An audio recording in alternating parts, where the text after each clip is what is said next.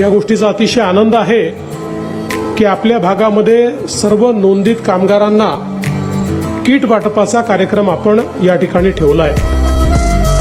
आता ही बांधकाम कामगारांची योजना खरं म्हणजे आमचे मुन्ना यादवजी ज्यावेळी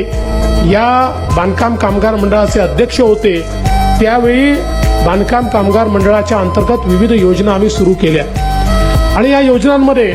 केवळ किट वाटप किंवा 5,000 रुपये एवढीच ही योजना नाही आहे, तर बांधकाम कामगारांमध्ये जे नोंदित लोक आहेत त्यांच्या मुलांना शिक्षणाची सोय आपण देतो, उच्च शिक्षणाकरता त्यांना आपण पैसे देतो,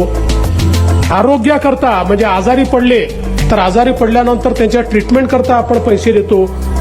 वेगवेगळ्या प्रकारे त्यांचा इन्शुरन्स आपण त्या ठिकाणी काढतो। इतक्या सोयी आणि सवलती हे जे कार्ड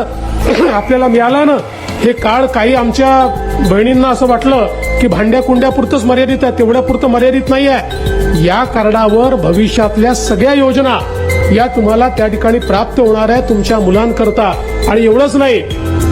तर ज्यांच्याकडे कार्ड आहे अशापैकी जे कच्च्या घरात राहतात किंवा झोपडीत राहतात किंवा ज्यांच्याकडे घर नाही आहे त्यांना घर बांधण्याकरता 4 लाख रुपयाचं अनुदान हे आपण या योजनेच्या अंतर्गत देतो। मगाशी पल्लवीताई तुम्ही कर्ज म्हणाले, कर्ज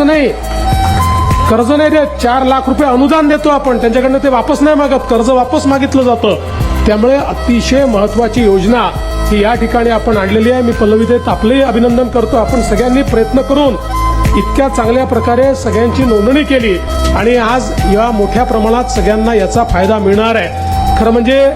अनेक योजना आपण सुरू केलेल्या आहेत, मी सगळ्या योजना सांगून आपला वेळ घेणार नाही, पण आमचा प्रयत्न आहे की समाजातले मध्यमवर्गीय, निम्न मध्यमवर्गीय, गरीब अशा प्रकारचे जे कुटुंब आहेत त्यांना आपल्याला कसा फायदा देता येईल, त्यांच्यापर्यंत आपल्याला व्यवस्था आणि सेवा कशा पोहोचवता येतील, आणि म्हणून हा सगळा प्रयत्न या करताच आम्ही करतो। आणि मी आपल्याला आश्वस्त करू इच्छितो, खरं म्हणजे हे सगळं मी का करू शकलो,